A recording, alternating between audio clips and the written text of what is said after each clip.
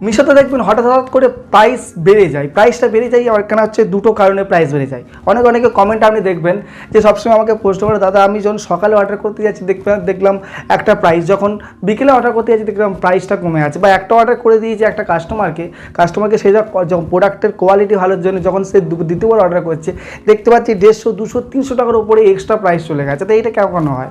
তাহলে প্রথমত বলবো, যখন একটা প্রোডাক্ট বেস্ট সেলিংয়ের পর্যায়ে আসে, বেস্ট সেলিং বলতে যেটা দেখবেন অ্যামাজন হতে পারে, ফ্লিপকার্ট হতে পারে, এটা হচ্ছে যে কোনো ই কমার্স ওয়েবসাইটে কী হয়, যখন একটা প্রোডাক্ট ভালো রেটিং পায়, ভালো কোনো বেস্ট সেলার মানে কোনো প্রোডাক্ট যদি বেস্ট সেলারের পর্যায়ে যায়, এখানে কী হয়, যথেষ্ট ভালো সেল জেনারেট হয়, বেস্ট সেলারের পর্যায়ে চলে যায়। এবার যখন বেস্ট সেলারের পর্যায়ে চলে যায়, কখন চলে যায়, প্রোডাক্টের সব দিক থেকে ভালো, মানে এখানে প্রথমত কোয়ালিটি ভালো, টাইমলি ডেলিভারি হচ্ছে, ক্লথসটা ভালো, এটি যদি সব দিক থেকে যখন ভালো হয় তখন প্রোডাক্ট হচ্ছে বেস্ট সেলারের পর্যায়ে যায়।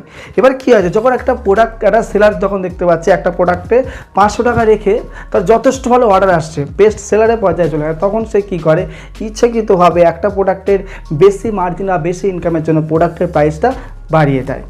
প্রথমত এটা হতে পারে।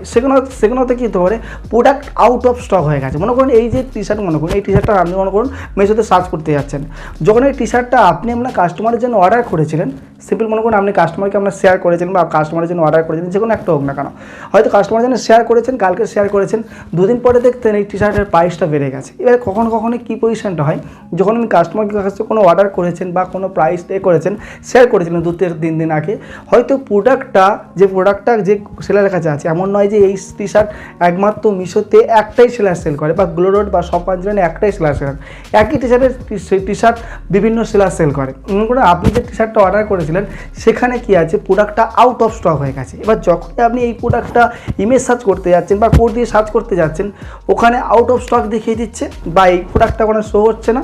আর সেখানেতে কী আছে, এখানে আদার্স যে প্রোডাক্টগুলো, মনে করুন এই যে টি শার্টের সিম্পল মনে করুন এই যে কুর্তিটা আছে, কুর্তির এই যে কোডটা প্রথমত আপনি কাস্টমারের জন্য মনে করুন অর্ডার করেছিলেন, যখন কোডটা অর্ডার করার পর যখন দেখবেন অর্ডার চলে এসছে, প্রথমত অর্ডার চলে আসার পর যখন দেখবেন কাস্টমার কাছে চলে গেছে, কাস্টমার ভালো কোয়ালিটির জন্য বললো যে আমার বাড়ির জন্য অন্য কারোর জন্য আপনি দুটো আবার নতুন করে অর্ডার করে দিন।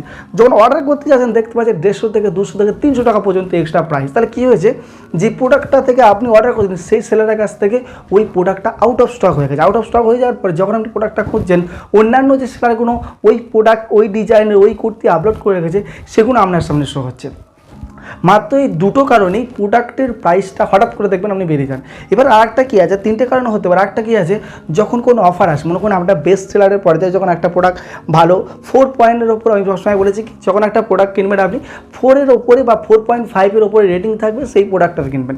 যখন দেখবে একটা প্রোডাক্ট যখন সেলার, মেশোতে যারা সাপ্লায়ার আছে বা সেলার আছে, বিক্রি করছে যারা, যখন দেখতে পাচ্ছে যে একটা প্রোডাক্টের ওপর তো অনেক অর্ডার আসছে, সিম্পল যখন অর্ডার আসছে যখন কোনো ওকেশান হলো, কোনো অনুষ্ঠান হলো, এবার দেখতে পাচ্ছি যখন অনুষ্ঠান বা ওকেশানের সময় কী হয়, একই প্রোডাক্টের প্রচুর অর্ডার আসে। নর্মাল টাইমে অত অর্ডার আসে না, কিন্তু যখন ওকেশান আসে তখন ওই সময় খুব অর্ডার আসে।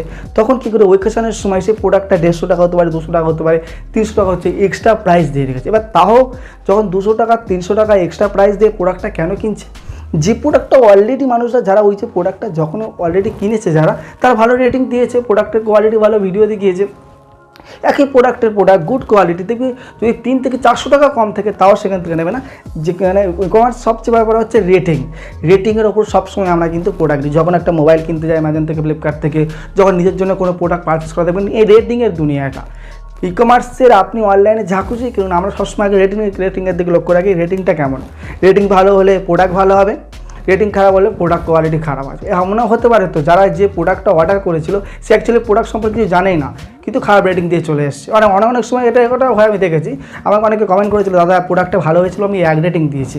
তো প্রোডাক্টটা ভালো হলে অনেকে আদৌ জানে না যে অ্যাকচুয়ালি কত রেটিং দিতে হয় বেস্ট প্রোডাক্টের ওপর। অনেকে একজন আমাকে ইনস্টাগ্রামে আমাকে মেসেজ করেছে, দাদা এই প্রোডাক্টটা আমি নিয়েছিলাম, প্রোডাক্টটা খুব দারুণ, মেসেজ এসেছিল, আমি ওখানে ভেরি গুড লিখে দিয়েছি এবং রেটিংয়ে আমি 1 দিয়েছি।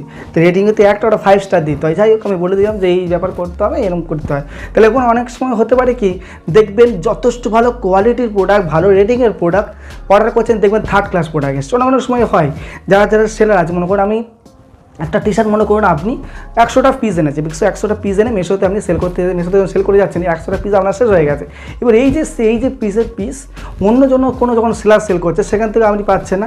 এবার কী করছেন, নিজের থেকে বানিয়ে নিচ্ছেন। আগে যে কোয়ালিটি, যে যার কাছ থেকে মেশোতে মনে করুন আমি সেল করছি 100টা প্রোডাক্ট, আমাকে অলরেডি সেল হয়ে গেছে, মেশোতে যে প্রোডাক্ট লিস্টিং করেছিলাম সেখানে সেল হয়ে গেছে।